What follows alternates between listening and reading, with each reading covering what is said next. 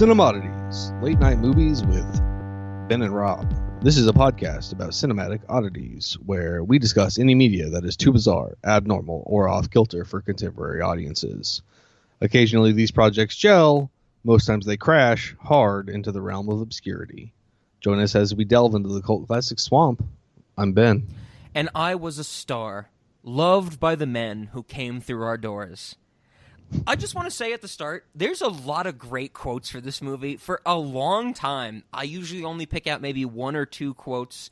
This movie is filled with them. Some honorable mentions. I love the quote, "I should have got a dumpster."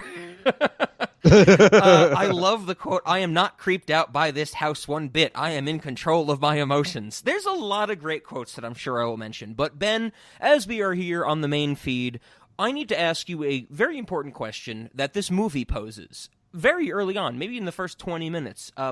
You queer? Oh yeah, who? Oh yeah, the bartender. Yeah, bartender. You queer? I just moved to the house on Riley Street. You queer? And it's just like, what? No. That interaction was interesting. And at no point did Don say anything that led me to believe he wasn't queer in that interaction. Okay. But, but he was just like, "Why would you ask me that? I'm married. Happily married." Yeah, it's like you happily married to a dude. Like, like you could be queer still. I do love the turnaround or the like the way that joke pays off is when Milo is helping him with the house and they go to that same bar and the bartender, like kind of almost off screen, goes, "Hey, is this the wife?" Yeah.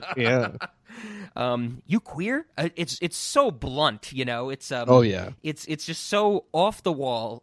So we are here. He follows it up by saying something like, "That house isn't too kind to straight men," or something. Exactly. Yeah. As we learn, it's like this brothel type of thing.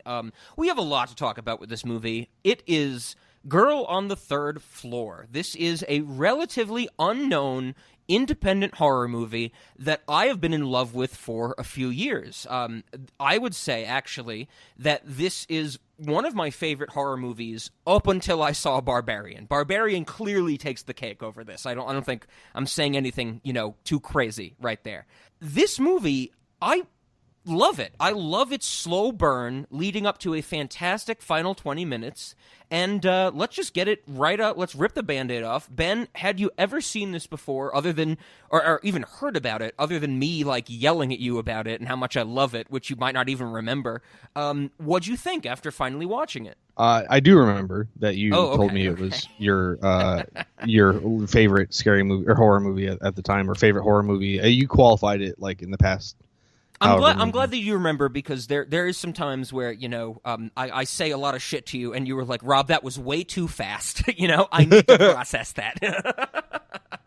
I guess repeated yelling at you like, about "Rob, it. I'm trying to sleep." Right? No, so I do remember that, and I was excited to watch this movie as a consequence of me remembering that. I had not seen it. I hadn't even heard of it aside from that conversation. Overall, I wasn't impressed. Okay. Yeah, please continue. Yeah.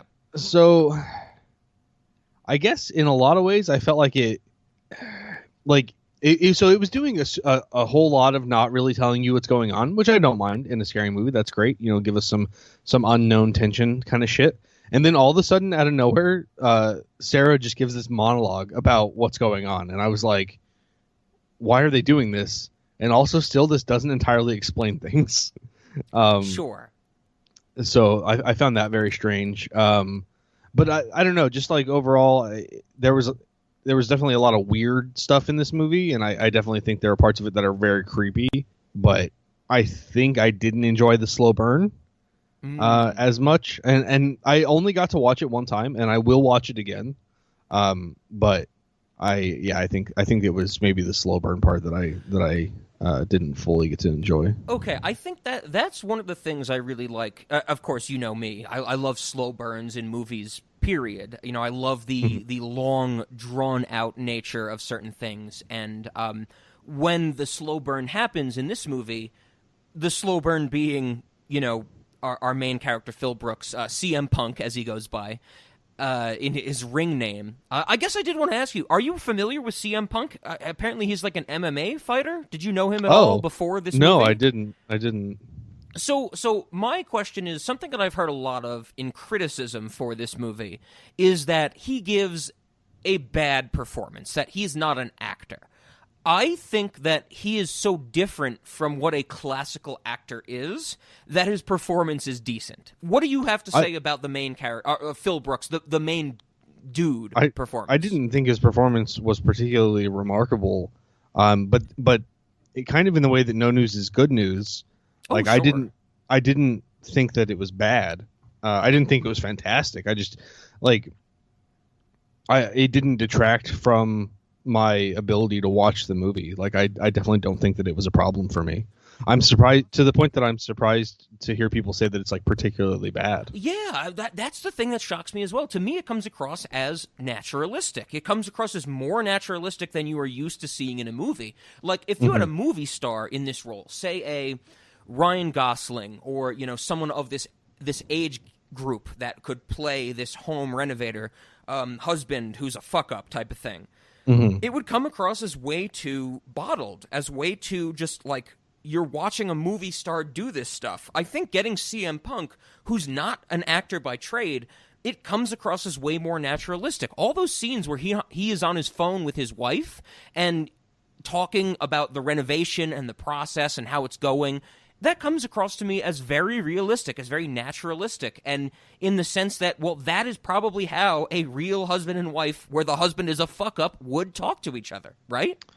I totally agree. I felt the whole time, I could tell he was a fuck-up. I could tell he was constantly concerned about her judging him.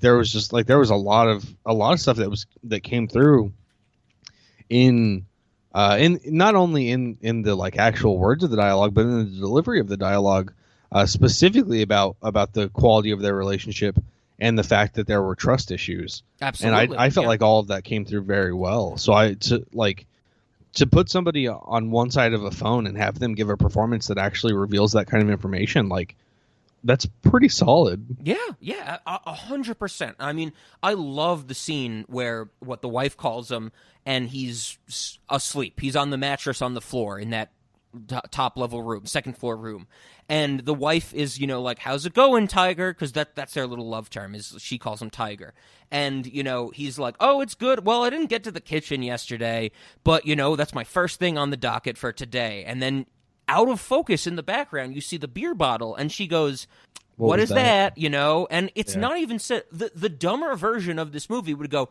"Are you drinking again? You shouldn't be drinking." That's actually one of my quotes from when the wife talks to the pastor neighbor at the end. "I'm scared he's drinking again. He's probably drunk right now," Yeah. But the lack of acknowledgement before that, the way that it is obfuscated in an appropriate script way of just her going, "What's that in the background?" He goes, "Honey, there's junk all over the place. Don't worry about it."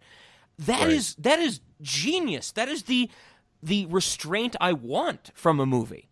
Absolutely. I mean, that is like the definition of show don't tell. Exactly. Yeah. Yeah. And I think I'm totally with you that on that. lines up with how I don't think you can talk. Well, you can talk, of course. Everybody's a critic. All critics are stupid, us included, Ben, as I always say.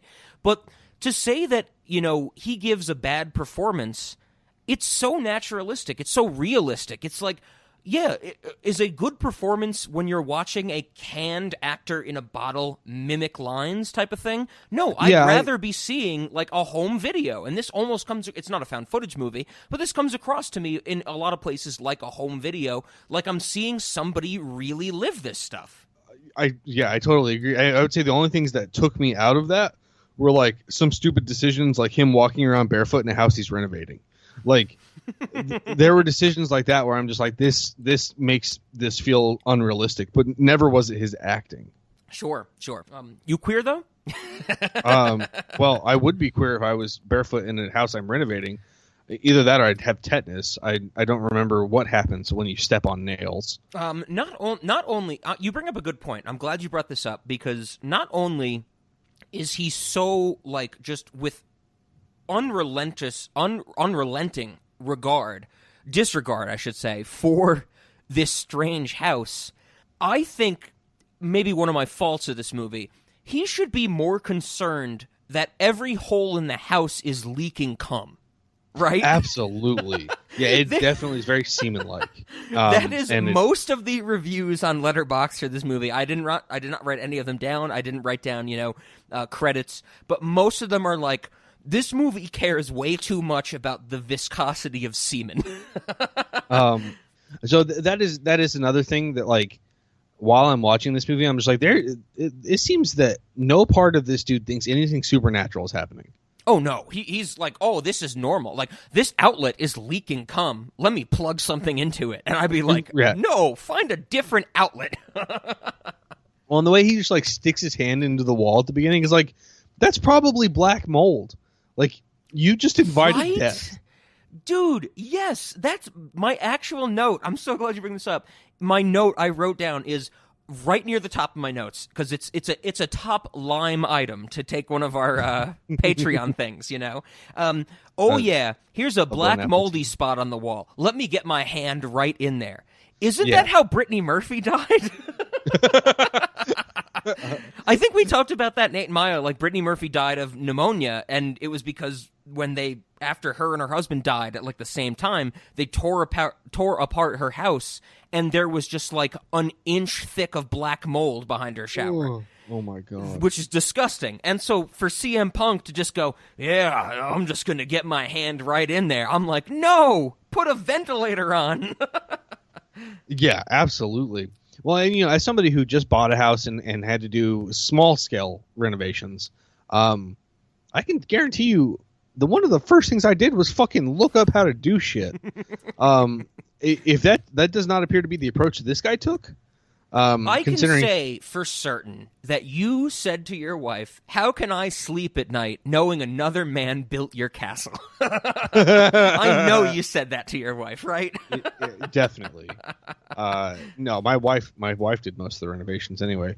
The biggest thing you had to... I'm actually glad you bring this up because I almost forgot about that because I'm still living in this bachelor man-child world at 30 years old, You're an adult. You have a wife. You have a house. The biggest renovation you had to do was your fridge, right? Didn't we talk about your fridge defrosting or something like that? No, that wasn't the biggest renovation we had to do. Okay. No, I did have a problem with my fridge where it was caused by not changing the water filter promptly enough. But you did move into your house and say, who paints a room pink? That did happen. I actually helped my wife paint a room pink. And then you said to your wife, "You queer?" Yeah, that's all right. No, the biggest renovation we had was upstairs. There had been a leak near an exhaust chimney, and they fixed the leak on the roof, but it damaged some of the ceiling.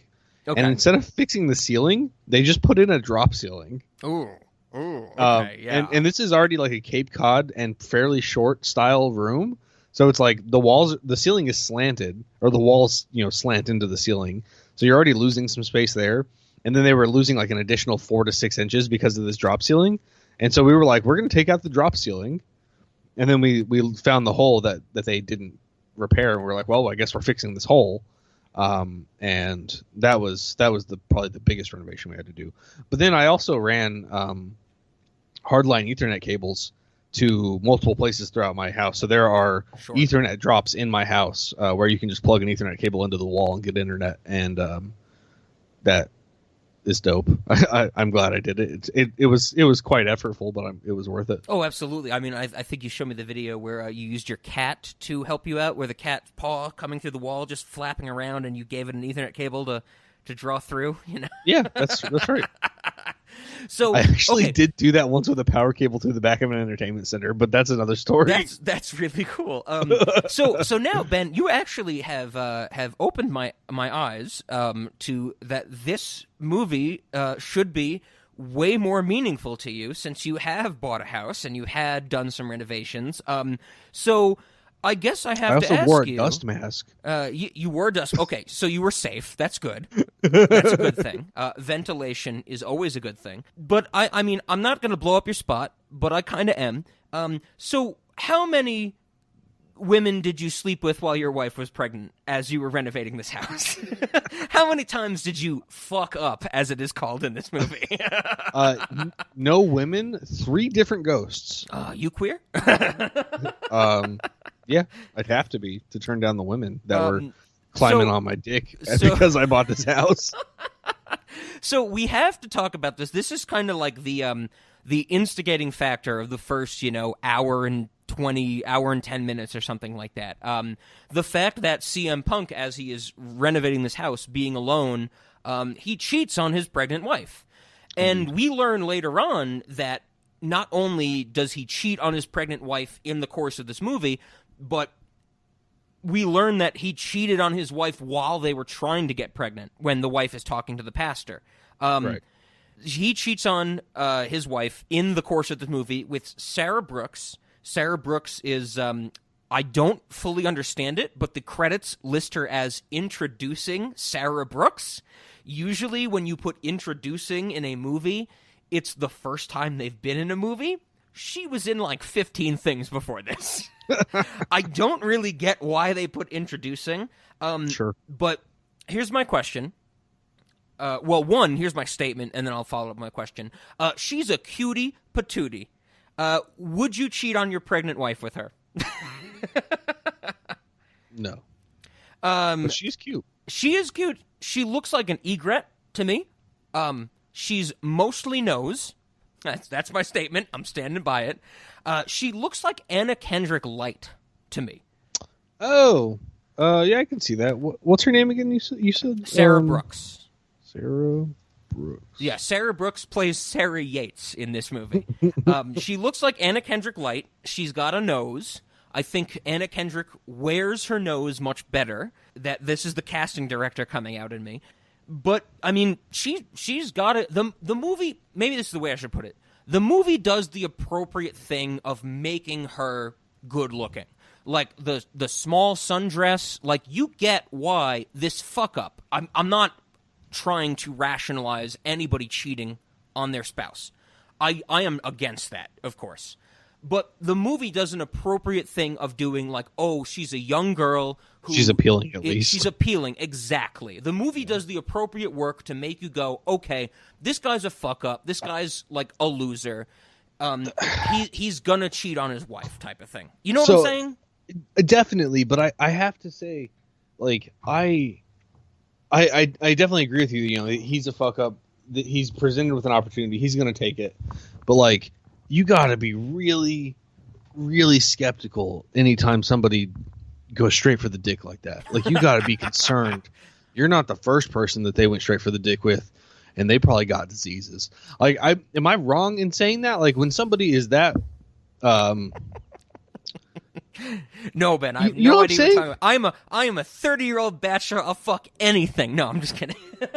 Well, no, I mean, so it's specifically concerning. It's like... Straight to sex, probably no condom. You have diseases. Like I'm not fucking around with you. Not only is it straight to sex, not only is there no condom. Well, we actually don't know if there's no condom. We don't get to see a sex scene. I did say probably. Okay, fair. But him putting his dog in the hallway and go, I'm gonna fuck you, get out of here, Cooper. You know, like. He knows what he's doing, right? Mm-hmm. And I do like the touch when the wife later on says, he cheated on me before, I think he cheated on me again, to the pastor, the neighbor pastor. And that, like, there is some type of expertise to it of putting his dog in the hallway, of, you know, him being so easily wooed by this woman who just pops up in his, like, driveway and goes, hey, I'm a lady, you know, that type of thing. Yeah, and what she says is, I like this spot. Like, bitch, you're in my yard. Like, right? I don't know about you, but I'm calling the cops. This is why I'm a single 30-year-old, is because when I see women, I see animals. And if Sarah Brooks popped up in my backyard, I'd go, you look like an egret. And she'd go, what? And I'd be like, you look like one of those weird storks. And she'd be like, why are you saying this to me? You queer? No. Okay. in the same vein that we have to talk about Sarah Brooks because she is such a pivotal part of this movie. She is the girl on the third floor, technically. That's what I've been led to believe. Yeah, I think she is the little girl that we see. No, she's the performer. No, she is the performer, but like okay, let's get to it.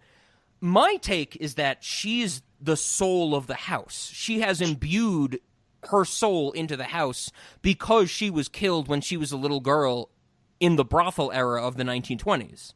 Okay, so in the little flashback we get, she's performing.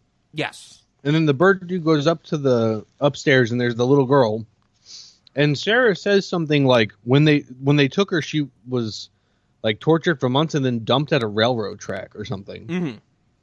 So I definitely took it to mean like the little girl died outside of the house and was dumped in a railroad track. I thought that's what she was talking about. I do too. When Sarah Brooks is performing for the people like standing on the third floor over the railing type of thing, I took that as like a ghostly appearance, like a recollection of times past. I honestly do believe that Sarah Brooks and the little girl are the same person, and Sarah Brooks is now the ghost of that little girl. So, yeah. So, but if the performance is a recollection, then like, how does she have a memory of her performing as an adult if she died as a kid? I see what you're saying. I think that it is it's okay. Recollection might not have been the right word. I think it is a reimagining type of thing. If that makes sense. I mean, I think it does. I think, but like, so that's part of why I didn't like this movie. Is like it was never clear to me how the little girl was involved at all. Okay. Other than that there were marbles. Well, sure. And as far as I could tell, the one with the fucked up face was just the glittery gold girl that was also in that like vision. Credited as the nymph is what she's credited as for sure. Okay, well, I guess then my question becomes as how do you see this? And like you said, you had some issues with it, but how do you rationalize this this last 20 minutes? All the people looking down at the performance type of thing. Like, how do you see it? I thought that was like an actual thing that happened. Like this was the performance that Sarah gave, and then for some reason there was this little kid there that lived in the brothel. Unclear why. Even more unclear why she lived in the area that people viewed the performance from. And then maybe the people in the brothel abused the little girl. Do you think that the little girl is like Sarah's daughter or something like that? Is that what you're saying? I have no idea who the little girl is. The little girl is just somebody that lives in this brothel. Maybe the brothel owner's daughter. Unclear. It comes across to me very much as, as we're actually fleshing it out and talking about it more, because I've never gotten to talk to anybody about this movie. I should actually tell the story about how I found this movie. It comes across to me as like a Law and Order SVU episode that isn't fully fleshed out. Is that the movie wants us more to feel bad for the victims than it actually does any caring about how the victims got there. And I think that's a very SVU type of thing. Sure. Yeah, definitely. And I guess that's one of the problems I have with it is like I don't understand why it's called The Girl on the Third Floor, because the girl on the third floor, as far as I can tell, has like nothing to do with it. She's just, and then that's the other thing is like Sarah does control the marbles, so it does seem like maybe Sarah's supposed to be the girl on the third floor, but the girl on the third floor died as a kid. Yeah, I guess that's my rationalization. Now that you put it that way, I guess that I'm thinking Sarah is that little girl on the third floor, and her soul and spirit, even if she was killed elsewhere, is still imbued in that house. Well, but in the conversation where she says that the little girl was dumped at a railroad track, she says, when I died, my body never left. Okay. That's so right. I definitely thought she was just one of the brothel performers that died and was killed in that building and then like put in the wall. Sure. And that the little girl, I guess, was taken elsewhere and tortured and dumped on a train track. And for some reason, Sarah's ghost cared about that and wanted to punish people in a way that was reminiscent of this little girl, I guess. Maybe that adds to what I said earlier, that maybe the little girl is Sarah's child to some extent, that she cares more about her child than herself. Maybe. It's not a perfect movie. Okay, I mean, I'm not denying that. But I think that it is a fun movie. Fun might not be the right word. Let me actually let's take a step back, as we've gone now almost 30 minutes into this. I think maybe, Ben, this will add some layers to why I enjoy this movie, because the way I found out about it is so fucking strange. So one of my best friends, my bandmates from the Immortal Lensberries, it's me and Matt. Matt has been on this podcast before, only 2 times, discussing our music. So if you ever want to hear Matt talk about music, it's me and him as the Immortal Lensberries. One time, we were Skyping, maybe we did a little jam session, that type of thing, and afterwards we're just, shooting the shit, talking about movies, and he said to me, he was like, hey, I don't know if you've seen it, but you should check out this movie, Girl on the Third Floor. And I was like, oh, wow, no, I've never heard of that. Let me write it down. He's a big horror dude, just as, like, you and Zach are, type of thing. And so I'm always looking for, like, even though it's not my favorite genre, I love when people recommend horror movies to me, and I'll write them down, put them on my list. So we talk, he mentions this movie. I swear to you, he mentioned this movie to me. I put it on my list, I found a copy, I ended up watching it, and I was like, this was really good. This was a lot of fun. Like, this movie has a lot going for it, which we've already talked about, which we'll talk about more. The next time I talked to him on Skype or whatever, I was like, Matt, I watched that movie you told me about, Girl on the Third Floor. It was really good. I actually really liked it. What do you think about it? And he goes, Rob, I have never told you about this movie. I don't even know what the hell you're talking about. And I'm like, no, you told me to watch it. You recommended it to me. He's like, I've never heard of this movie before. I don't know if he was gaslighting me. I don't know if he just forgot. But I basically found this movie by accident because someone recommended it to me, and they have no memory of the fact. Sounds paranormal. Yeah. I mean, who knows? But I found it regardless. And like I said, it's not perfect, but it's fun. It's good. The slow burn is great. And I guess that might be the next thing I want to talk about is, we've been talking a lot about the ending, about how this movie grows to, like, the exposition dump at the end from Sarah and stuff like that. Mm-hmm. This is also where I want to tie it into Barbarian, because when I pitched this to Ben for us to discuss, I talked about how I think this is a good companion piece to Barbarian. Barbarian, of course, is a supremely better movie. Okay, like, nobody's denying that. Everybody check out patreon.com/cinemodities. Ben and I talk about Barbarian. We gush over it, all that stuff. This movie is very similar to me in the extent that CM Punk disappears with 20 minutes left and the movie starts to follow the wife. You know what I mean? Like, as the way that, to some extent, what's her name? Kelly? Sorry, I have to see Barbarian 18 more times. But, like, our main girl from the first half disappears and we start to follow Justin Long in Barbarian, right? Right. Yeah. What do you think about that comparison? Was I off base? Was I right? Do you approve of that comparison? Like, what do you have to say about that? I mean, there are similarities in that, like you said, we're following someone else, but in Barbarian we get back to following the woman. Sure. Whereas in this, Don is just dead, I guess, because he tries to remove marbles from his body in the stupidest way I've ever seen. You don't like self-harm, Ben? What are you talking about? No. I'm fine with him cutting himself to remove the marble. What I'm not fine with is him starting behind it and following it. Oh, okay.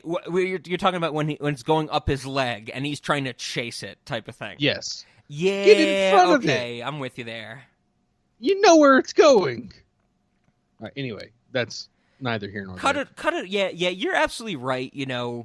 It's done for the shock factor of gore, because the movie does not have a lot of gore up until then. Right. And the movie, it very much, no pun intended, bleeds with gore at that point, right? Yeah. Well, and it's... Anyway, so I found that really stupid to watch. I was like, this motherfucker is the dumbest person. What do you think about when he comes back? When at his last scene, and he's like, "I'm sorry, I couldn't get them all," and his face is all cut up and stuff like that. I mean, in terms of the fact that it's kind of gory looking, or like, well, I don't know, more in terms of the fact that for some reason he feels that he needed to do this. That scene, once again, no pun intended. That scene bleeds to me of him trying to get the marbles out for his wife, type of thing, and that's why he's like, "I'm sorry, I couldn't get them all," you know. Yeah, I mean, you could try to make some kind of connection between like the marbles infiltrating him is like a comparison to his bad deeds, and his inability to remove them is his failing as a human or whatever. But I'm more interested in the fact that when he actually came back, that was actually Sarah, who was just trying to determine if the wife had learned her lesson or not. Oh, sure. Which I did think that part was interesting, where the ghost was like, "Are you going to keep forgiving this idiot, and we're going to kill you too, or are you going to learn your lesson that men suck?" Which appear, and they mentioned that some families find a way to make it a home, and it's based on like the character of the people who move in and things like that. So they mentioned that it's not all people, but it turns out that some, Don, who actually reminds me a lot of Don Draper, is a bad dude, and it's his fault essentially that he is kind of welcoming that evil into their house. That is why I said earlier that this movie is such a slow burn for about like 70 minutes. The last 20 minutes, when you focus on the wife, Trieste Kelly Dunn, I don't know how to pronounce her first name, Trieste. It's spelt like Triste, which is sad in Italian. Who knows? Okay. When she comes into focus, and she goes through the whole thing of, like, where's my husband? I'm going to talk to the pastor next door. I'm going to, see all these people, ghosts or not, which we've already kind of talked about, like, looking at this performance of Sarah. And then she sees CM Punk tear his skin off to be Sarah. That's where I'm like, this is just clocking everything I want it to do. I love that last 20 minutes. It is just someone being thrown in to this universe that is so unhinged that they have no experience for. Dude, it might be out of focus, and I get maybe this movie didn't have the budget to do it or anything like that, but that shot, that out of focus behind the head shot of CM Punk tearing his skin off to be Sarah, who is now all bloody, which you mentioned, are you going to trust these men type of thing. That is just wonderful to me. I think that is what the movie earns. I think that it is an earned, just gory and over-the-top macabre ending. I can be on board with that. I do think that it earns that. I guess, like I said, my main problems are, like, I spent a lot of the movie trying to figure out what was going on, and at the end of the movie, I felt like maybe the people who wrote the movie also didn't know what was going on. That's actually fair. And so, like, that's my main problem with the movie. In terms of, like, the message about, like, are you going to continue to let him lie to you? Like, I'm all for it. Like, that's great. Let's do this thing where she's like, you passed the test. Now I'm going to reveal myself. And it's like, I don't know. All that was pretty solid. I'm pretty on board with it. Right on. Like I said, mostly it's just like I spent the first 2/3 of the movie, I'm trying to figure the thing out. Like, that's what I do when I watch a movie that's not telling me things. I try to figure it out, because I assume if they're not telling me something, it's because that's the point, is that I'm supposed to just experience it until I understand it. And that's what I want to be doing. And I just feel like this movie, in that regard, was a letdown. Fair. Understood. What do you think about the idea that, this movie is such a slow burn to get to that last 20 minutes? I know the reason I'm asking this is because we've talked about horror in the past, whether it be on Patreon or on main feed, that, you appreciate, correct me if I'm wrong, of course, but you appreciate the build-up to a big, impactful ending. Did Absolutely. This movie do that for you or not?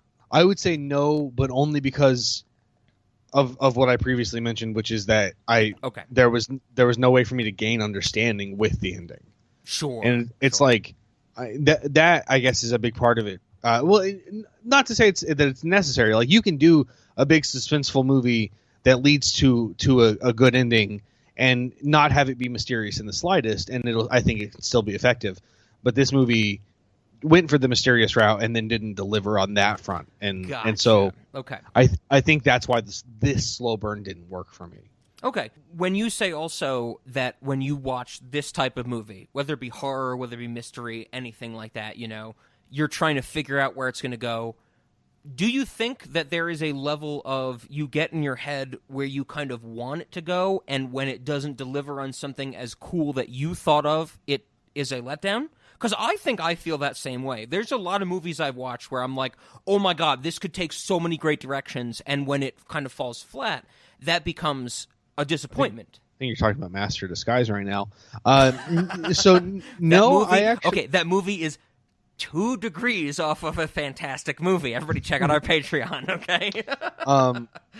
I think that does happen sometimes. I don't think that's what happened with this movie. Oh, okay. So were you kind of when you say it didn't happen with this movie, it's not that the ending didn't give you the level that you wanted to, is that you didn't think it could reach the level you wanted to? No, it was more that it's like I'm watching this movie, I'm looking for meaning in it, and I'm not finding the meaning in it. Okay. I'm not finding and when I say meaning, I mean like story meaning. I don't mean like the moral of the story or whatever. Sure. The theme. We're not talking Henry Selick, stop motion, everything has to tie back to the art versus the artist type of thing. Right. We're just talking about like what's going to happen in this story. Yeah. And this movie, like, at no point did I have what could amount to a coherent guess at what the plot or the character relationships were. And I don't feel like the movie gave it to me. So it was like, that's fair. Like, yeah. So it's not that I had like a better idea. It was like, I don't understand it. And like I said earlier, I don't think they understood it either. Type of thing. Right. Yeah. Interesting. So now let's keep shamelessly plugging our Patreon, because Absolutely. Everybody should check out patreon.com/cinemodities. Ben and I do 3 episodes a month. They're really good stuff. If you love Adventure Time, check it out. Let's talk about how this compares to I would say a thriller/horror movie that we had big disagreements on. Hush for everybody out there. How can I pick your brain on how the home invasion of Hush compares in your mind to the ghostly invasion of this movie? Clearly, you liked Hush better than this. I think that's safe to say, right? Yes. Well, and so I'm actually glad that you brought that up. I actually was about to bring it up earlier, which is essentially. I'm sorry. Maybe. Essentially, maybe Ben. Don't give me hope. Okay. Essentially, the difference I think between these two movies is that at no point does Hush try to be mysterious and then fail to deliver. Ooh, that is interesting. Hush is very upfront about what it is. Hush is in your face with what it is. Yes. And there is a slow build up to some degree of, the whole time she's there, the guy's outside, like there's the tension building of like she's trying to escape, things are failing, she's running out of options, she's been bleeding, so she's running out of time. Like there is a buildup of tension and there, at the end, a climax that resolves it, and that's fantastic. Or at the very least, I should say it's decent. It's not like, I'm not saying like Hush deserves Oscars or anything. Are you? I think you would give an Oscar to Kate Siegel for just being Kate Siegel. I would. I'm not saying this to be mean to Ben. I'm saying this that I would give an Oscar to Sydney Sweeney for being Sydney Sweeney. So we're on the same page. So like that's the difference, is that Hush, there's no point, like Hush isn't trying to do what Girl on the Third Floor is trying to do. Sure. So Hush can't fail at it because it's not trying. That's just not the type of movie it is.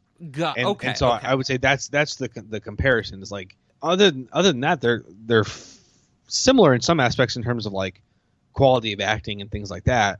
I think Kate Siegel plays a deaf person I think well. Maybe to distill it is that you're saying Hush is Hoosh. Sorry, Hoosh is trying to be a home invasion movie, and it earns that. Girl on the Third Floor is somewhat trying to be a horror movie and does not deliver on everything or most of the checkboxes you want from a horror movie. Well, and specifically, it doesn't deliver in the one aspect of like it sets up mystery and then doesn't deliver on that. Okay. At least in a way that is, and maybe I'm wrong. I'm open to the idea that I'm like completely wrong about this, but I very much get the feeling that the little girl that they mention is not relevant. And that is something I'm just like, why is this movie titled after her? Like, surely she has to be relevant, but I don't know how, because the only person we ever see is the nymph and Sarah. And as we discussed, I don't think Sarah is the little girl. Sure. Maybe Sarah cares for the little girl like a mother, but that's not really ever earned in either. Like we don't see any particular attachment to her. The only interaction we see with the little girl is the dude in the bird mask. And then the drawings on the wall that make it look like maybe this girl was repeatedly raped by a dude in a bird mask or something. But we never see anything that would lead us to believe that Sarah is a protective mother figure. So like none of that's earned. So like any of the justifications I could potentially give to the little girl and why she's important and why she's important enough to be the namesake of the movie, I don't think are satisfied. Gotcha. Okay, no, that's understandable. I think that we're basically saying the same thing. We're coming at it in different opinions, but this movie, it lets the questions dance more than something like Hoosh or like another horror movie we watched. I can't think of one. I am more excited by and enjoyable, find more enjoyable the idea that Girl on the Third Floor has so many unanswered questions that I get to think about, where I think you are, of course, as we've established, more story-oriented. You want them spelled out a little more? Is that fair to say? I don't necessarily want it spelled out. I just want there to be a reasonable answer for me to come to. Fair. And I don't think that, like, I want to believe that the person who wrote it understands it. Okay. And I don't believe that here. You want your stories to be reasonably interpretable. Yes. And I agree with you, this might not be that, for sure. Okay. Like they can deliver it to me. I mean, you know this. I'm into Adventure Time. I like the slow trickling of information that we can piece together over time. I'm all about that. You like Adventure Time? You know it. I never knew that. Do we do every episode of Adventure Time in a row? In order? In order? Or do we do on that? The Patreon? You queer? On the Patreon? People pay to hear it? Can people do that? Can people actually listen to us do every episode of Adventure Time with some fun guests? One guest, LaShawn, so far. Is that a thing? Okay. In a row. Who paints a room pink? We do that? We did it.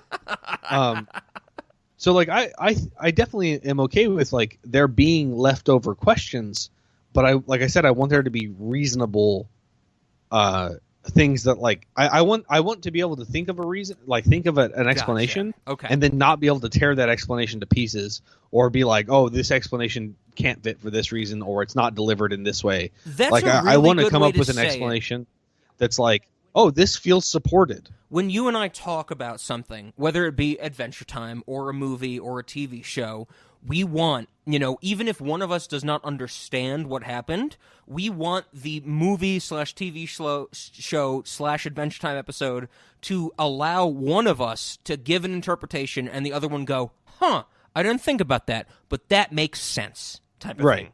I get you. Like, okay. Exactly. Like, yes, like that is supported. That's supported by what we've seen. Yeah. Whereas I don't feel that is the case here. Okay, fair. I understand what you're saying, and my only question is, you queer?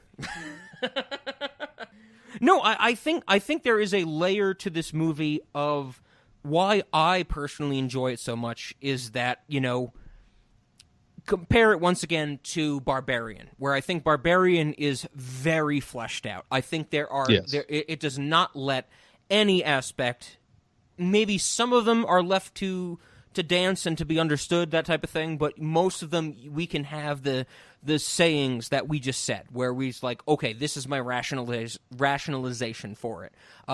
Specifically, I think we talked about it in our episode, everybody check out the Patreon, where it was like, well, why does this fucking basement door keep closing, and why is it so hard to open?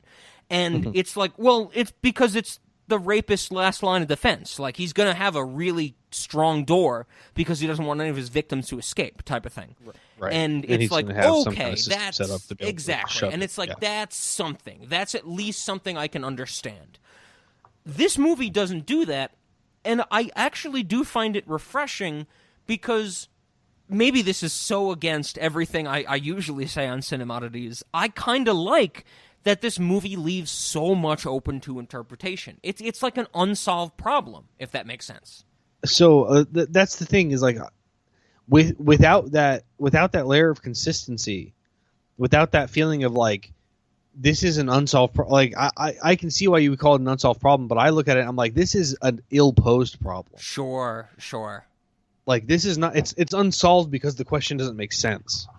And that's like I can't appreciate that. I not to say that there aren't things about the movie I did like, but overall I found it disappointing because of that. It's like they set me up to have a good time, and then they just like they left for no reason.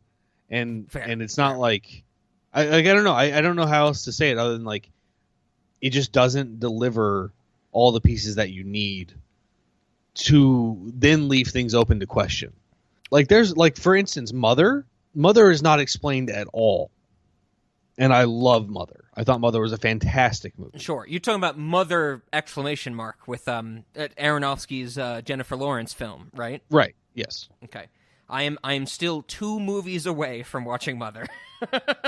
I've been watching Justin, Heather, and I have been watching every Aronofsky movie in a row, getting ready for The Whale on December 9th. And Mother is, of course, the second to last. We have to watch Noah still.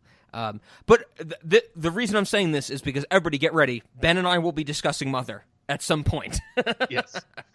And like Mother, not to give too much away for the conversation that we would have about it, Mother is confusing throughout the entire movie, but I don't feel like it's confusing in a way that the writer didn't understand. That's fair.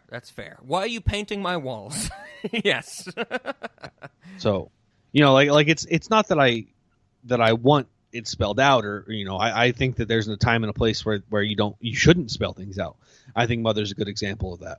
No, I get what you're saying. You're saying something along the lines of obfuscating is purposeful to an extent. Obfuscating when done purposefully is great. Yeah. Obfuscating because you didn't finish writing the story is bad. And that's where I think I don't view this movie as. I view this movie more as obfuscating to a good extent, where it sounds like you're saying obfuscating they didn't finish the story type of thing. Yeah, absolutely. I feel like the stuff with, like I said, with the girl on the third floor, like the name of the movie, like I feel like that's not represented in the movie. Fair. And I feel like it's not represented because they didn't, like, I don't know, maybe they didn't finish writing it, maybe they just should have named it something else. Like I don't know. But I didn't find that the girl on the third floor was particularly important, especially because she was not the main haunter. The main haunter was on the second floor. Am I wrong? Like that's where she performed. No, you're not wrong. I just find that funny. I would love to see that you put that on Letterboxd. She was not on the third floor. She was on the second floor. So, and there was a girl on the third floor. The girl on the third floor just didn't seem to matter. There's a girl on every floor at certain points in this movie, right? Yes, indeed, yes. Okay, I think that you and I have, we'll probably dive into it more, but you and I have done our due diligence complaining about this movie. I don't want to get into a loop of us complaining about our differences with this movie. There's some other things that I wanted to highlight that I think maybe we should add to this conversation. CM Punk, so our main character, whenever he's on the phone with his wife, whenever he does the FaceTime thing or a phone call, never says goodbye or I love you. He always just hangs up the phone. Did you notice that? I didn't, but that might just be because I'm conditioned from years of a Law and Order SVU where nobody ever says goodbye. Oh, the shoe leather thing. I'm actually glad you bring that up because that's one of the things that I really am bothered by when air quotes, critics, and once again, we're all critics, we're all stupid, that type of thing. When critics, in air quotes, they go, why don't you ever see somebody hang up the phone and say goodbye? And it's like, because that's shoe leather. You don't need it. You understand that the phone call is over, okay? Like, do you want 70% of your movie to go, I'm hanging up the phone now, goodbye? No, you don't. You don't need No, you hang up. No, you hang up. No, you hang up first. She hung up on me, You hang up first. No, you hang up first. Okay. She hung up on me.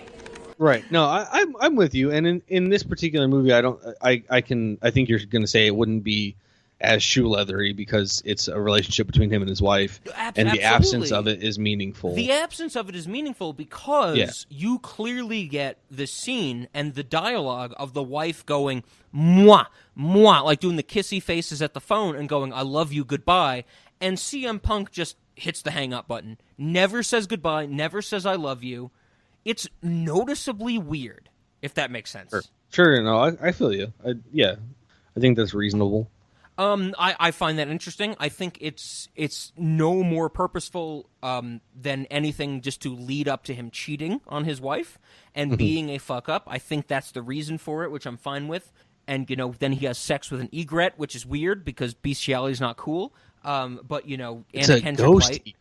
A ghost okay, let's ask the real question, Ben. If you could fuck an animal... You're never going to fuck an animal, right? I mean, we should never have sex with an animal. Yo, this motherfucker's not one of us. He said he'd fuck a sheep.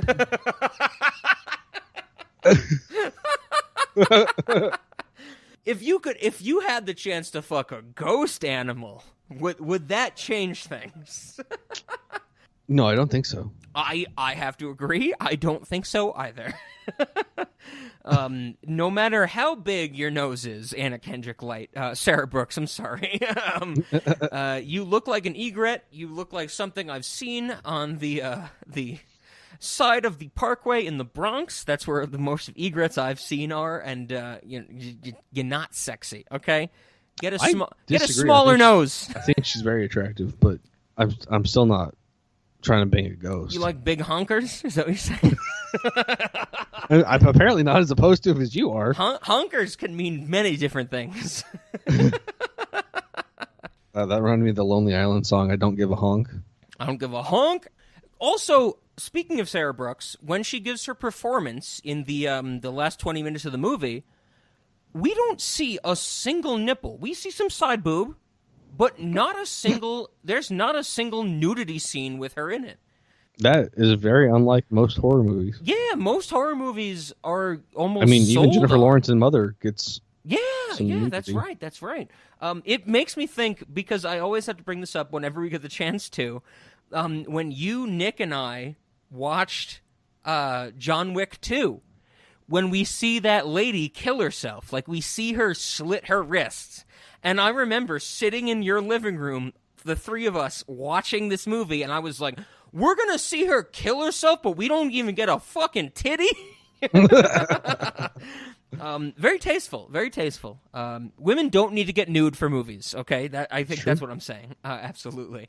The other thing we have to talk about, in relation to Sarah Brooks as the femme fatale of this movie, Milo, the friend that comes and helps CM Punk take care of his house. So did you get the sense that, well, one, I think it is explicit that Milo and CM Punk are two male characters. They worked at the same company. That's how we get that revelation that, like, Don was the king of Chicago type of thing. Right. All that stuff. Did you get the sense that there was some animosity between them? Yeah. It definitely felt like Don had some kind of federal case against him for defrauding his clients. Yes, yeah. They even mentioned the lawyer says, like, the feds cut you a good deal type of thing. Right. And Milo apparently was at the same company and made money from that and is now still employed. They but worked not at the making same as much place. money. They had similar clients, that type of thing. I get all that, impassively, which is one of the things, once again, I really like about this movie. They don't spell that out. They just let it land in passive dialogue. I think that's fun. And I think that particular piece of that example of that concept is demonstrated well. And so, it definitely feels like there's animosity between them because Milo is still getting to live the financier life. Yes. Even if he's not making as much money, he benefited from Don, and Don is no longer allowed to handle people's finances, that kind of shit. Yeah, definitely. You queer? No, but that's when they go to the bar and the bartender says, "Is this the wife?" Right. I think that one of the best examples, this movie being a slow burn, like I mentioned earlier, I find it one of the slowest burns. When Milo is attacked by Sarah, when she hits him with the hammer, and he's like kind of just crawling away, the caved-in skull effect on his eye. Oh, yeah, that looks fucking crazy. That is awesome. She dented his skull. I am so into that, but because the movie is so reserved up until that point, when she actually, damages this human being, and we see like the broken eye socket of Milo. I am so into that. I think that is so well earned. Sure. No, I agree. It's definitely the dent in his skull looks pretty fucking crazy. Yes, that's a weird effect. Exactly. What do you think, to continue on that, what do you think about the fact of Milo's face being in the wall later on and laughing at CM Punk? Or the wife, I don't remember exactly which, but... Don sees him. I don't know if he laughs at Don. I thought it was a little goofy. I thought it was like a reference to the fact that I think at that point that we see him, Don has already tried to kill Sarah and hide her in the wall. Yes. Yes. Which I also have to say that was not that dude's first murder. Like, that dude has murdered people and hid them in walls more than once. That's a good point. Based on his proficiency. I got you a present. Task. It's in the kitchen. Whack, that type of thing. I mean, he's prepared to wrap her up. He has lie. Like, he is good to go. He's left and this, maybe he's not a great criminal because he bought lie. Like, surely there's a paper trail. If this person wasn't a ghost, he's fucked. But like, you don't buy lie on your credit card. You don't do that. I do that every day. Cash. I've also killed 17,000 people, Ben. I probably shouldn't say that. Get the neighborhood kid to buy it for you with cash, and then you buy him cigarettes or something. No, I'm just like. Fucking, this dude is clearly a murderer. Like, maybe he was caught for defrauding his clients, but he did other crimes. You know what? You're actually right in saying that. I wish we kind of got a little more of the backstory of Don being the king of Chicago. I think this movie would have benefited, maybe not from a flashback, but from him encountering like one of his mob boss clients. And somebody saying, like, you hid that body for me, or something like that. You know what I mean? I don't know that I need that necessarily, but like I just totally picked up, like, sure. At that point, I was like, the stuff, like, the reason he got a sweetheart deal is because he fucking flipped on somebody. Yes. Like, he flipped on somebody big time. Like, that's anyway. So like, he's like 2 degrees away from witness protection. It seems when the lawyer visits him early on in the movie, Like, it definitely seems like he should be in witness protection. Yeah, right. But no, I was a little taken aback at how, like, easily and, like, without regard, he just, like, straight up murders this woman and is prepared to hide her body in a wall. Like, I was like, this dude, not his first rodeo. You are absolutely correct in the sense that not only is it not his first rodeo, the way that body is wrapped up is professional. Fuck yeah, it is. That dude, I mean, he either has done this before or he wrapped up carpets for a living. And I don't think he wrapped up carpets for a living. Like, he is a murderer. Yeah, absolutely. But yeah, this came out of talking about Milo, all that stuff. Maybe more general.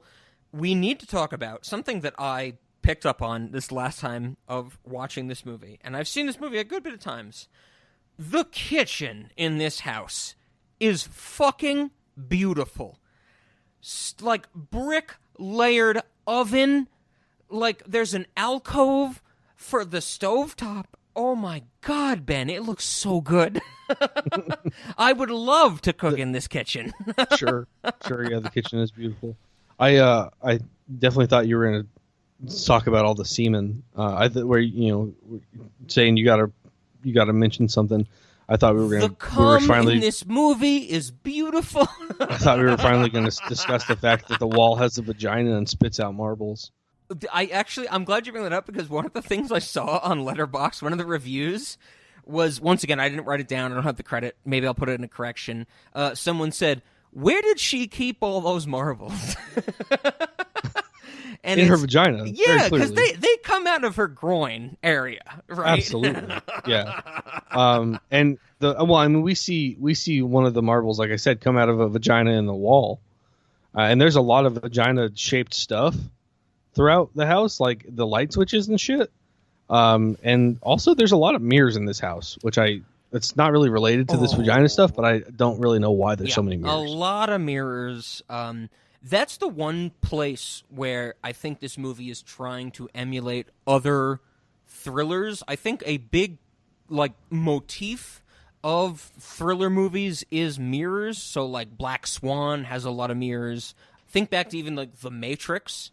If you go back and rewatch the original Matrix, so much of that movie is mirrors and shot through mirrors, you know? Interesting. Even the Matrix 4, Matrix Resurrections, has a lot of mirrors because they have to now travel through mirrors rather than, plugging in and plugging out type of thing.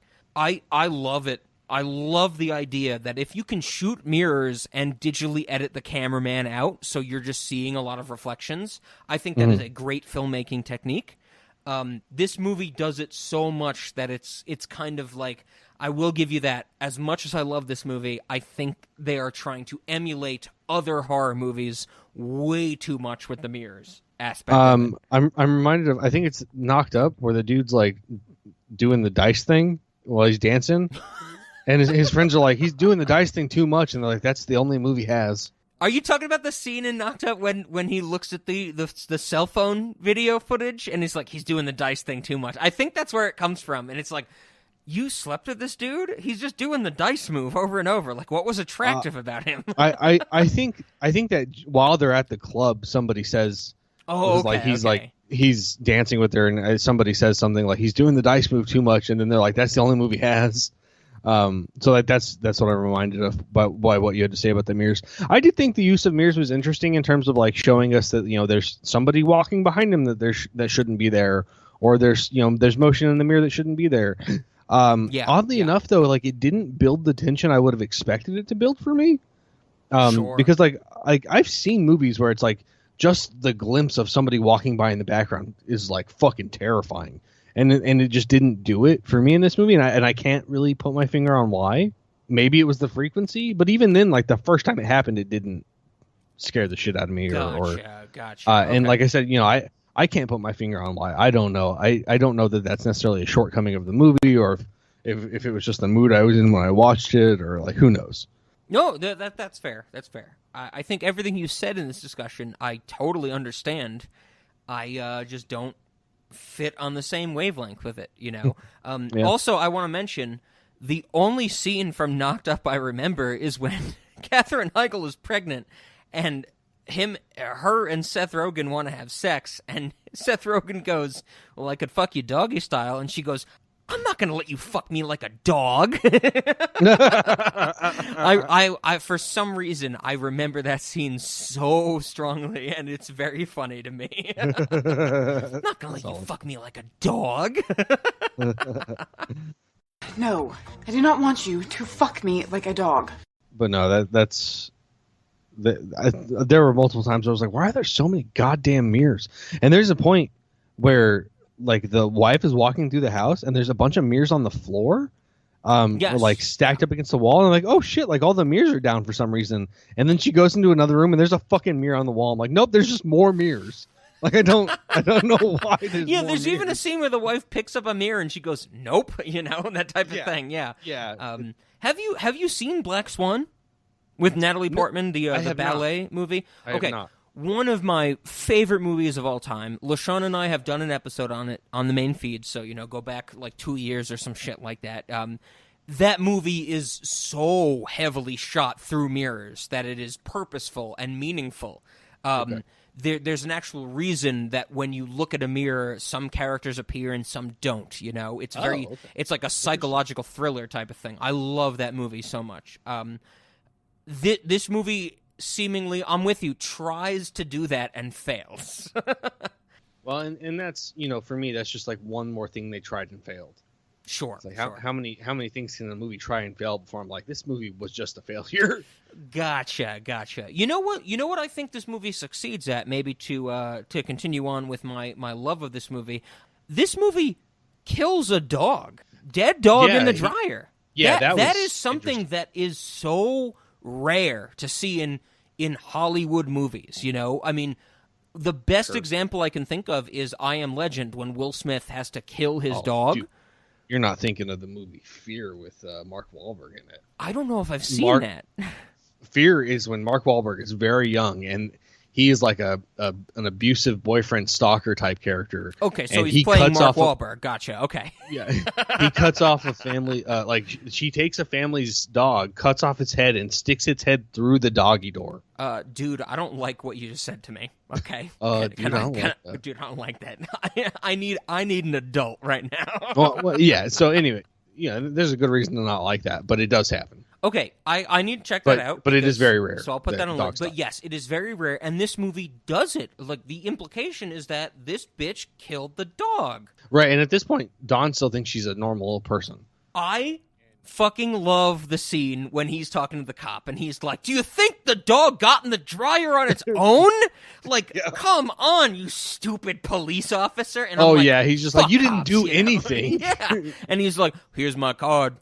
If you think you see anything else, call me. And I'm like, fuck cops. Like, ACAB, baby. Come on. That was definitely a fun scene. But no, at this point, like, Dawn is like completely convinced she's a normal person. And then it's like, okay, so this is another issue I have. If he hadn't wrapped up the body and tried to dispose of it with lye, he could have gotten away with a self-defense defense in court so easily. Gotcha. Like, she killed my dog and then she broke into my house and I fucking feared for my life, so I hit her over the head with a fucking hammer.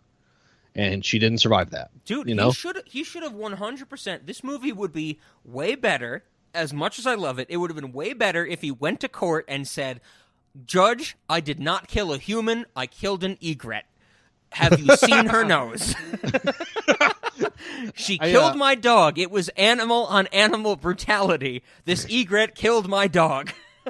That's not quite where I thought you were going. I thought you were just like, this movie would have been so much better if it turned into a Law and Order procedural. Well, every movie might be better if you get a courtroom drama at the end of it, Yeah, courtroom procedural. But no, that's pretty funny. But it is still very shocking that happens. That Cooper the dog dies and is put into the dryer. I think the movie plays its hand well in the scene where the dog is in the dryer by not lighting it very strongly. So, like, I don't know about you, Ben, but when I've seen this, you can't really make out the fact that it's a dog in the dryer, No, yeah, it could have been Milo as far as you can tell. Exactly. There's blood and there's smearing, but it's like there's never a close-up shot of a dead animal or anything like that. So it is played very tastefully, which I appreciate, because who wants to see a dead animal? Like this thing, we can look at all we want in the history of horror movies since the 1970s and look at the absolute gore that comes out of people. Nobody wants to see that for an animal, right? Right. Yeah. No, nobody. No human that I would trust. Oh yeah. Oh, you're absolutely right. If you find somebody who's like, yeah, I want to see that dog's jugular split open, you go, okay, maybe we should take some time off. Yeah, we're not talking anymore. I'm gonna take my otoscope away from your ear because there might be something way too crazy in there. Yeah. So I mean, I agree. We get a tasteful, as tasteful as it can be. Exactly. A dog death in this movie. What do you think about the because I mentioned it. I don't know when the last time you saw it was the I Am Legend when Will Smith has to break his dog's neck because his dog is infected with the virus. Have you seen that, or what do you remember about it? I have seen it, but I haven't seen it since high school. Yeah, I saw that movie in theaters. I was very Same. disappointed by it because I think that movie diminishes what the book is about. The book is way better. I think actually don't even they know took the book. way too many Hollywood choices to make it like a Will Smith movie. Okay. But I remember being in the theater and multiple people crying when he killed his dog, like sobbing because it was so sad. And I don't think that is earned in that scene. I know that Will Smith is not killing a dog in actuality, so I'm not going to cry. I'm reminded of an episode of Friends where they're talking about movies making people cry, and Chandler says something like he's never cried during a movie. And they're like, not even when Bambi's mom dies? He's like, yes, it was really sad when the guy stopped drawing the deer. I remember that. Okay, yeah. Which is, I guess, how I also feel about things like that in movies. Most of the time, I'm not sad unless I'm like really attached to a character. And I think it could be done with the dog. I don't think that the Will Smith movie did it.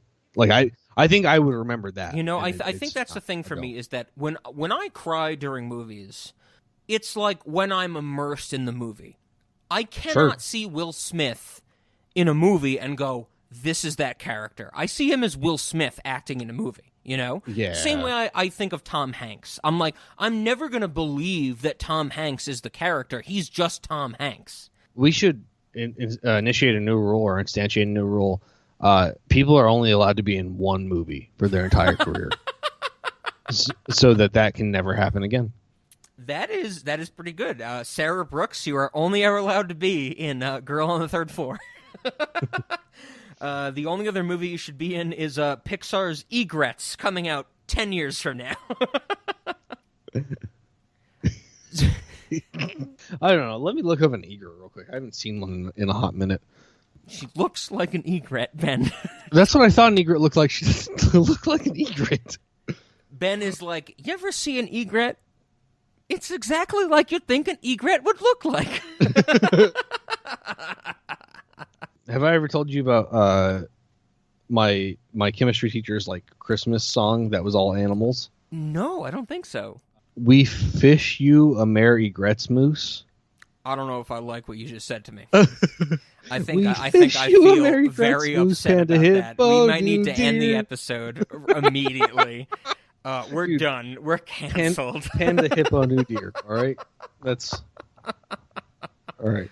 That is bothersome. Okay, so the other thing we have to talk about with this movie that I wanted to bring up, we should talk about she's not elderly, the older pastor neighbor. She acts as somewhat of the exposition dump in this movie. Would you agree? Except for when Sarah is just talking for no reason. Well, because on the stairs. yeah, you're to right. talk You're to- right. Okay, I was about to get way more angrier than I should have gotten. Sarah needs to give that exposition at the end because she is basically Because the movie doesn't make any fucking sense she's yet. the soul of and the they're- house, Ben. Okay, And they're trying to make it make sense, and they don't quite succeed. But, okay, anyway, sorry. Let's talk about the pastor neighbor. What do you think about the fact of when she comes into play? She's throughout the whole movie, of course, but specifically at the end when she talks to the pregnant wife, and she's like, "This was a test. You know, you had to understand this house before I could tell you about it." My first thought was she probably tried to warn people in the past, and they just thought she was crazy. So she stopped trying to warn people. That's fair, and you know there's a good level to that. I think it is earned because she is a religious woman, so people would see her as a zealot or as a fanatic, right? I really like her performance. I think that from when she shows up at the first point when she's like, you know, hey, you move into this house, CM Punk, you want to drink some bourbon, that type of thing, to her last performance, and when we see her like. Okay, for some reason, she's sweeping the parking lot of the church, which is very strange to me. It makes me think of, I don't think I've ever told you this, Ben, but one of my friends from middle school, like years ago, of course, he told me that his neighbor would vacuum his driveway. And I was like, are you fucking kidding me? No, Who that neighbor was vacuums? outside watching the neighbors. They weren't vacuuming their driveway. That was an excuse for them to watch people. But could you imagine seeing an adult with a vacuum on asphalt? That would be pretty weird. I might even call the cops about it. I would never call the cops because ACAB, baby. No. I totally don't. Rob and I are on different sides of this issue. Okay, go and watch some YMS, you fool. Okay, he's a police officer. YMS? Yeah, Your Movie Sucks. Remember the Hoosh dude? Oh. He's a cop. Yeah. Fuck cops. Yeah, I hate YMS. I think YMS is a bastard, but I don't. Anyway, it's irrelevant. ACAB, baby. Ben and I are in agreement. No, but we should talk about. I love her performance, and I want to get back at the idea that she is this exposition dump. She's kind of like the. I mean, in this movie, she is the neighbor, but that's kind of like the trope of these movies, is the neighbor, the outside force that knows a lot about what's going on, but is not giving all the information, right? Either not giving all the information or doesn't have all the information. I'm thinking of, like, ghost movies. There's a lot of, like, the priest who knows that's what I'm some, thinking of. But not... Yeah. Yeah. I think she's good in this role. I think she owns it very well, and I think that it's a necessary part to this kind of almost cliched aspect of this movie, and I really enjoy it. She gives it a good, like, nuance, maybe not even nuance, but she gives it a good gravitas that I appreciate. I found her, like, cryptic communication to be very interesting. I definitely, one thing in particular that sticks out to me is when she goes to talk to the wife who just got there and Don's not there. Yeah. And she's like, do you want to come in? And she's like, no, let's talk outside. Yeah. It's like, it's like, well, yeah, she knows maybe more than, because, like, at this point, I don't even know if we know that how much she knows. Exactly. So then, like, she said a few times, like, the house has a bad personality. I think she calls it a cunt at some point. She does. I don't know if you could say that word, Ben. Are we canceled? No, we're not. We say cunt a lot on this podcast. Yeah, so she's just like, some houses, was it like, she's like, all places have personalities, some are just dicks. I don't remember exactly what she says. Yeah, but absolutely. Yep. It's like, yeah, so we definitely get the impression that she knows some shit, but then when she refuses to go in the house, is like solidified that much more. Okay, well, I think before I throw it to you with any final moments, I did want to mention two more things about this movie. One, near the end of the movie, so when we are following the pregnant wife instead of CM Punk, she looks down in the sink drain and an eye pops out. Sees an eye, yeah. That is awesome. I love that visual. That was freaky as fuck. And then the other thing I want to mention is in the epilogue, the baby that she gives birth to is one goddamn fucking ugly baby. Oh, absolutely.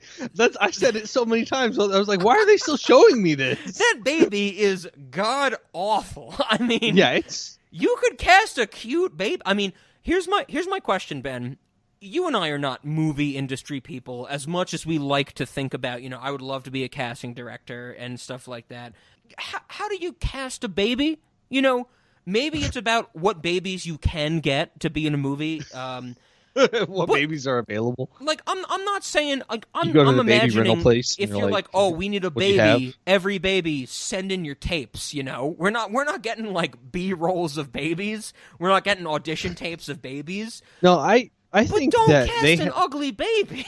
No, hold on. I have to push back on this a little bit because if you remember, there's a scene that kind of looks like she's gonna fall over the banister. And she, like, gets hit into the handrail. Oh, sure. So her, like, this is the last 3 months of her pregnancy. Like, this is a very formative time in terms of the structure of the skull. Yes. I would say that they picked an ugly baby to represent that she hit the banister pretty hard.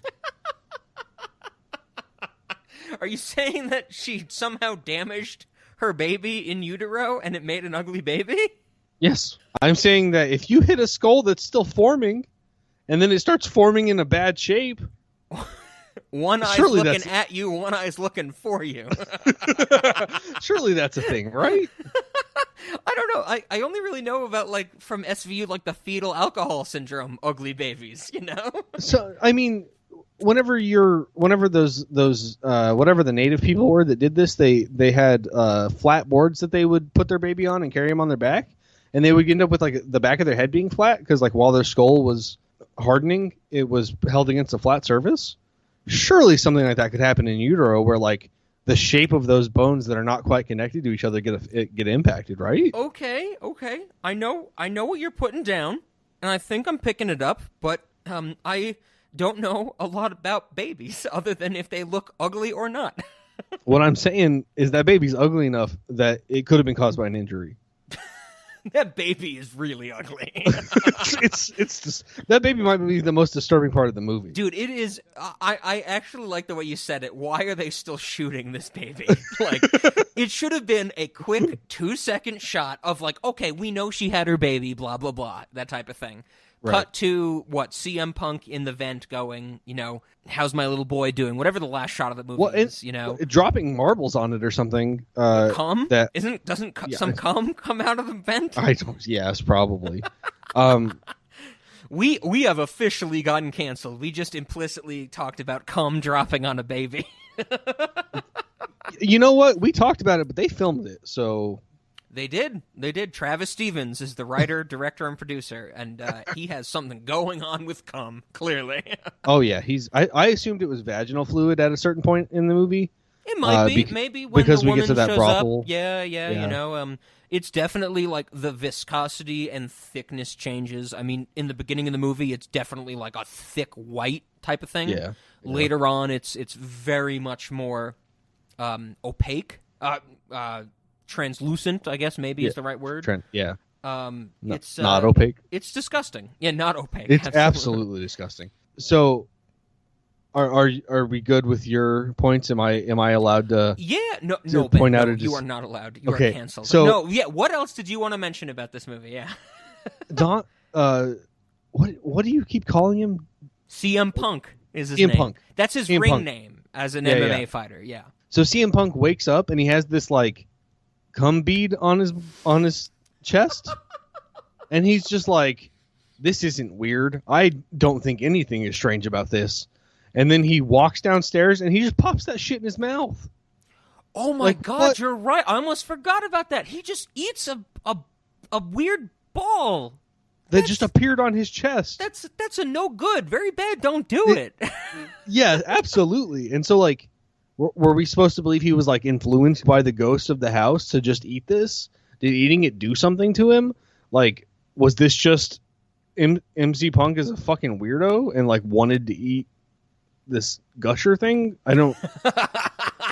This gusher thing. I like that. I don't know what that was supposed to be, but it was disturbing. Very disturbing. I have to give you that in the vein of, I think, what we were talking about earlier about the total construct of this movie. That seems to be a moment of, like, horror movie for horror movie's sake, if that makes sense. Mm-hmm.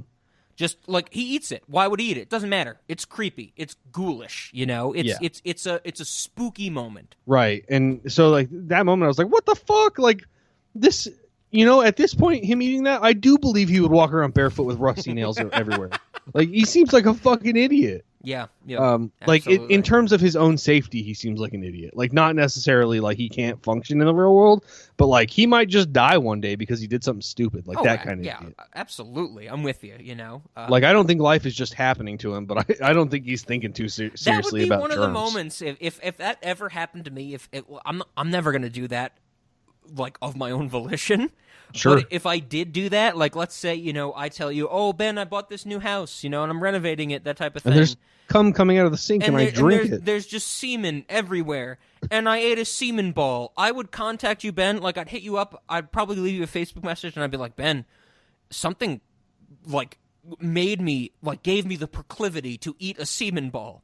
Right. I'm telling you this because clearly you should be on call and hopefully, check in on me in 20 minutes type of thing. Right. Well, yeah, you should probably just go straight to the hospital. Yeah, the emergency Yeah, unit go get type that shit thing. cut out.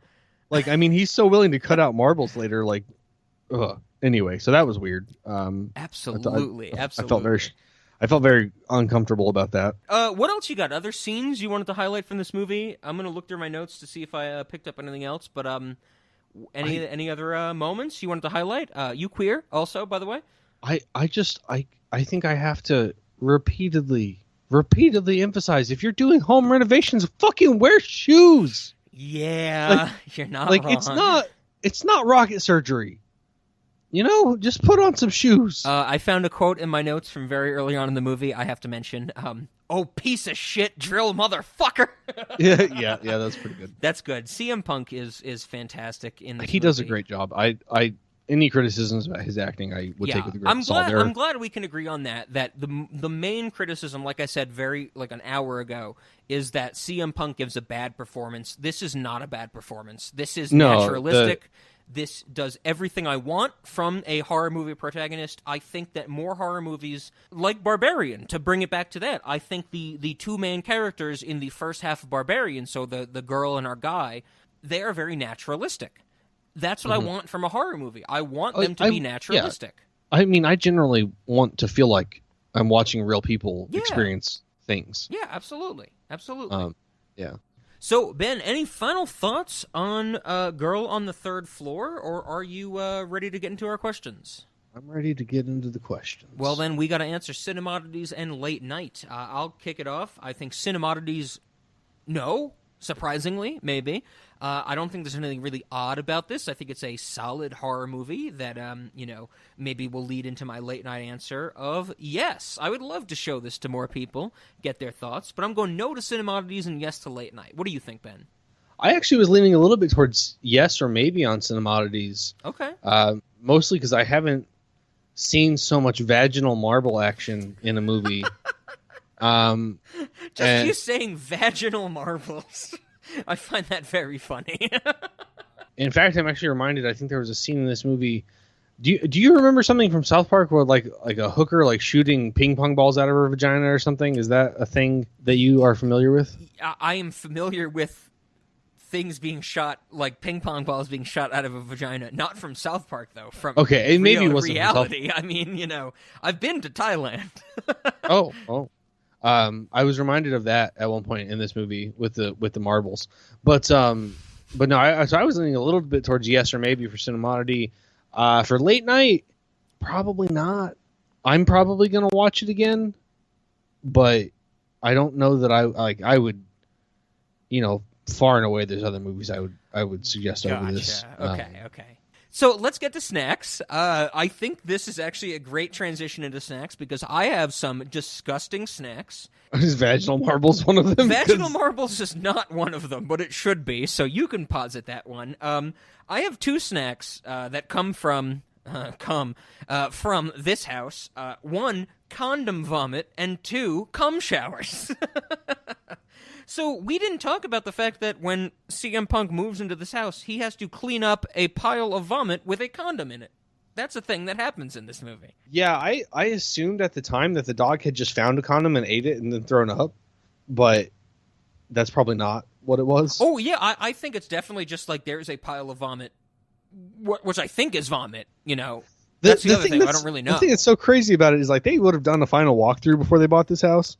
Or they should have. Somebody should have. Right. So, this, I feel like this pile of condom vomit appeared after they bought the house, and he didn't even seem remotely bothered by that.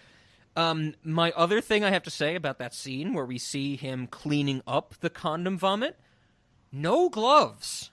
Come on, man. Put on some blue, nitrile gloves, at least, Did you just say, come on, man? Because there was come on him? It's so hard not to make that joke. Right? Yeah. Use gloves. Wear shoes. Wear safety glasses and dust masks. That's fair. Fucking safety first. So I guess what I'm saying is that we should have a menu item called condom vomit. I don't really know why I'm saying that, but I am. This is where we are in our lives with Cinemoddities. And also, cum shower. When he's in the shower and the faucet, I don't know what it's called, the shower head, I guess, it takes some time to start spraying liquid, but when it does, it sprays. Oh my god. Cum. And after all of the cum and shit that he's experienced in every other part of the house, he gets in there naked and looks face up at this shower head waiting for liquid to come out. It's pretty disgusting. I mean, I think it's also stupid. Now that we've talked a lot about this movie and we've had our criticisms and our positives, our negatives, and stuff like that, it is really disgusting. This movie's kind of gross. Oh yeah, lots and lots of cum. But you don't just get into a shower naked, no shoes. First step time? on some glass and just Without testing the water? No. It's kind of crazy that just a few months ago, maybe 5-6 months ago, whenever it was, we did Disney's Frozen on this podcast. And now we are discussing a cum shower from Girl on the Third Floor. It's kind of crazy to think about it in that lens, right? We're all over the place, as we should be. To be fair, though, that when we brought up Frozen, the 2013 Disney animated film, there is a point where I say, Ben, do you think this is a lesbian allegory? So it's not like we only stay. We have our lane and we stick to it, I guess. Yeah. What do you have for snacks? I have one more that's actually food related, but Ben, what do you have for the restaurant from this movie? Anything pop into your head? Definitely. Other than definitely vaginal marbles. Okay, well, yes, of course. I mean, that might be my favorite phrase of the day over here now. There's probably needs to be some kind of game that is also related about shooting marbles with vaginas out of into, whatever. I like that you included the into. That's some sexy shit right there. Really, everything I can think of is like, do we really want vaginal shaped fucking light switches? Like, do we really want a light switch that's surrounded by what is very clearly a metal vulva? Like, there's so much vaginal imagery in this movie and cum that I'm just like, those are the only two things. And I don't know how much I want to suggest that we. You know what? We can have that like black gushy hole in the wall that just keeps coming back no matter how many times you fix it. Dude, yeah, we didn't even mention that we did mention that black mold hole type of thing. But we didn't even mention that there are a few shots from the interior of the wall where you can see like black goo dripping down. Yeah. This movie is nasty. Absolutely. It's gross. So the last snack that I had, the actual food item, is from when CM Punk goes to the bar and gets the food there. He gets peas, mashed potatoes, and sausage. And he says, quote, "It's not bad." Yeah. It looks really bad, though, bro. It looks like canned peas, canned mashed potatoes, and like a microwave sausage, that type of thing. Ugh. Canned mashed potatoes. So I figured we should have the It's Not Bad meal. And it's peas, mashed potatoes, and sausage. What do you think? Nice. Yeah, I like it. Okay, perfect. It's not. I like the idea of having a menu item called "It's Not Bad." Like, this is okay. Can I get the "It's Not Bad"? What do you think about it? The waiter goes, "It's not bad." Exactly. Any other snacks that you had for the restaurant, or any other experiences or snacks? I mean, I don't know. I guess it would be pretty dope to be able to put on a pregnant outfit and then slip on some marbles and almost fall off some stairs. But no, I don't think I have anything else. This movie did not inspire me in the way that some have. Mainly because of how much cum there was. That's fine. There's a lot of cum. There's a lot of. I mean, we could just have vaginosis. It's we should have like those little cum balls that people can absentmindedly eat, and you fair. just wake up with them on you. Okay, how about this? Like when you leave a restaurant, maybe I haven't seen this in like 10, 15 years or something, but you leave a restaurant and they have like mints on the way out. Yeah, cum balls. You pop in a cum ball. That is the worst thing I've ever said, I think. Pop in a cum ball. You pop in a cum ball, You got a stew going. You're popping a cum ball. That's right. It's going to become like a new normal thing that people say. Absolutely. What do you think about this? This just popped into my head, and I think it's a good addition. Of course, in the restaurant, we have a lot of walk-around characters, not just as waiters and waitresses, but we have like actual walk-around characters just to entertain the guests and stuff like that. Yeah, like Disneyland, I mean, we're not talking, there's no Jafar or anything like that, but we got like Harrison Ford from Blade Runner and stuff like that, angrily yelling at the other robots in the restaurant, stuff of that nature.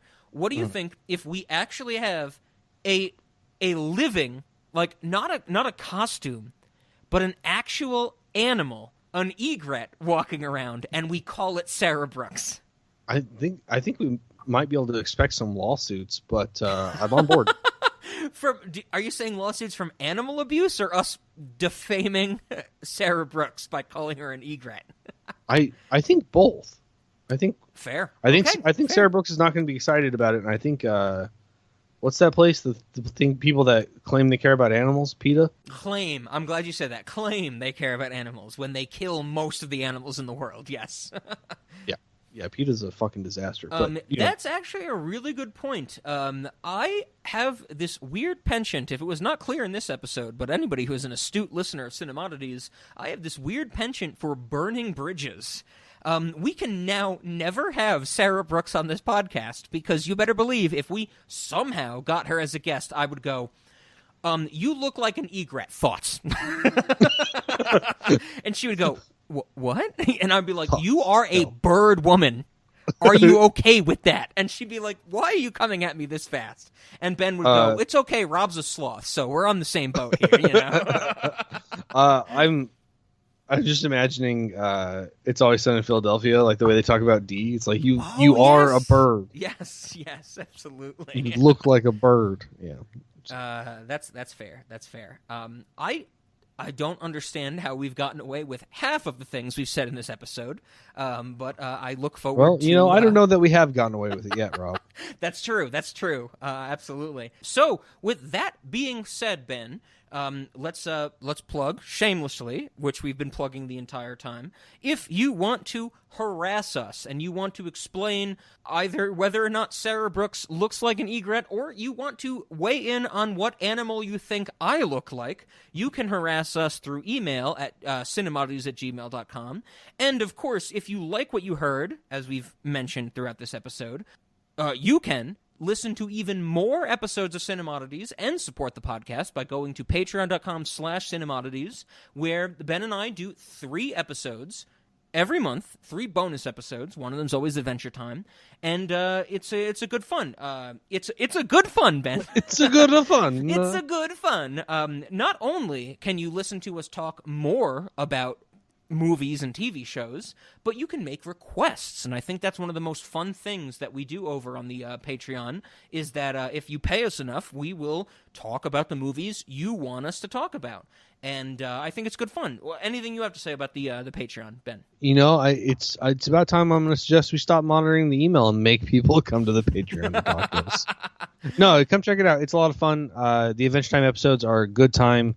We're finally getting into some of the deepest stuff, but you've got, 2 full seasons of backlog to check out? I actually think you're right. Catch up on? If it's not this last month, it might be this month. We just finished Season 2.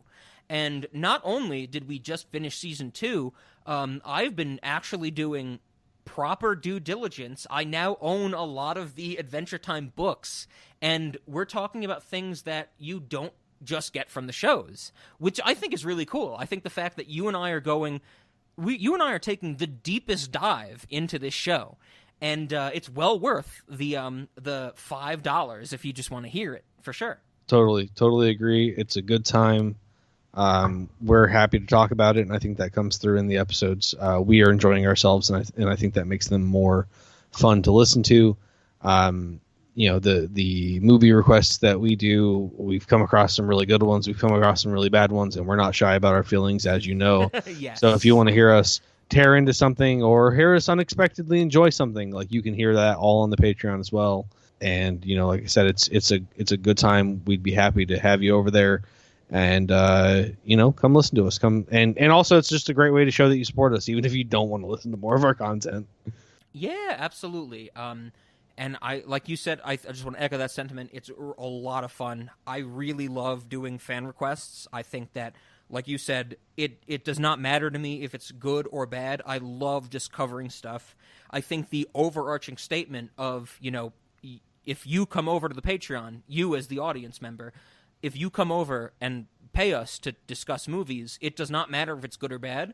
It's all about the fact that I have gotten to see things I never would have watched otherwise. And Absolutely. that means so much to me. Because shout out to Ice Harvest. Dude, dope yeah. ass movie. Not only do we love the Ice Harvest, I fucking bought the book. Like, that's how much I loved that movie. Still haven't read it yet, but I'll get to it. But not only do we do fan requests, there's some other stuff on there. I mean, if you want to, there's 2 whole episodes on searching. Not only do we love searching and discuss that episode, but then I eventually did all the research into the background of searching. And maybe, this is the best way to put it, is in the upcoming month, Ben and I are going to be finishing up the Shane Black series. So in the next few weeks, not exactly sure the exact date, Ben and I are going to be discussing The Predator, I think it's called. Ben and I have covered every other Shane Black movie on Patreon. So we've done everything, so Kiss Kiss Bang Bang, Iron Man 3, and The Nice Guys. And we're going to be finishing up on the main feed as a tie-in to Patreon. And if you want to get our full, complete thoughts, then Patreon's the place to get it. I think it's going to be really cool. It's going to be really fun. I can't wait to do another ranking with you, Ben, for Shane Black.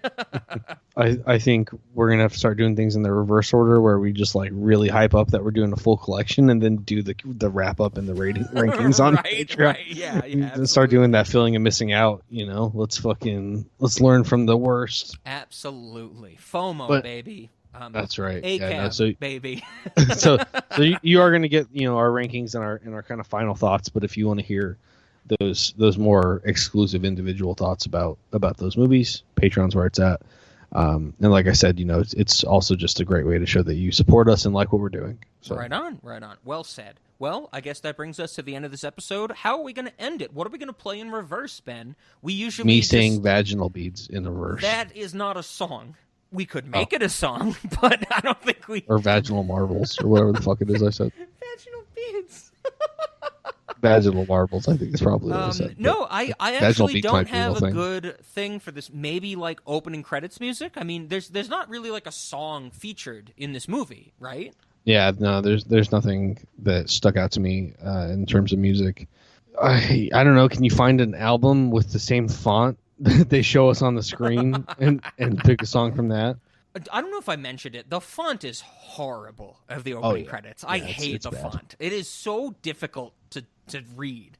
The C's look like R's. It's so challenging. It just looks like it's trying to be edgy. Yeah, like a gothic edgy cool type we are. of thing. Yeah, absolutely. So yeah, I'll find something. We'll do opening credits in reverse or something like that. But I think that's a fine end to this episode.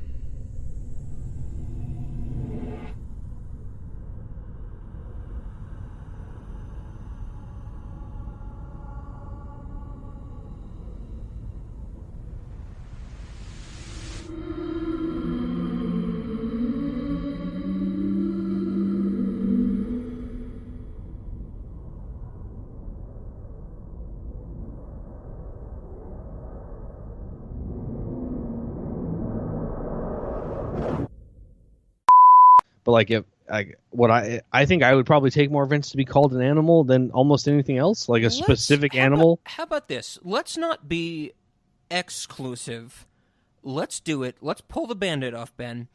If you had to call me an animal, what animal would you call me?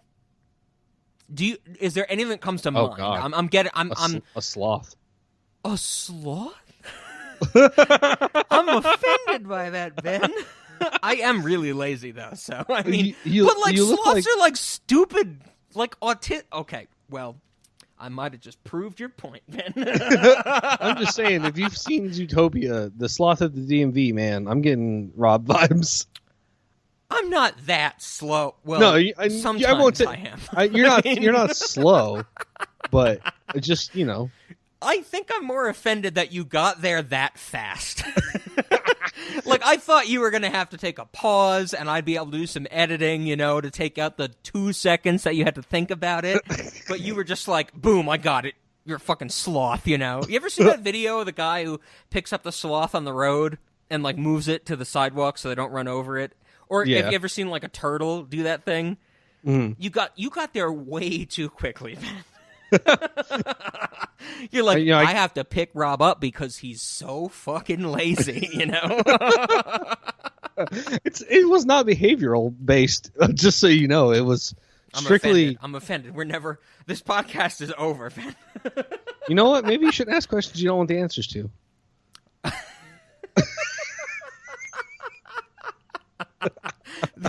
Okay, with all my offensiveness, offended take aside, that was very funny. I don't have an animal for you, Ben. I would need to think about it. That'll be next time, next week. Well, you'll notice I didn't ask. Because maybe I don't want to know. Too bad. Now I'm going to think about it. You're a dead dog in a dryer, Ben. We are fucking stupid. I now know that when this does eventually happen to me and I eat a semen ball, I'm gonna go, Ben, I just ate a semen ball. That's not why I'm contacting you. You called me a sloth. I hate you for it. Would a sloth eat a semen ball? Would a sloth do this? You're gonna send me like videos of you like dangerously crossing traffic and be like, is this what a sloth would do? That's awesome.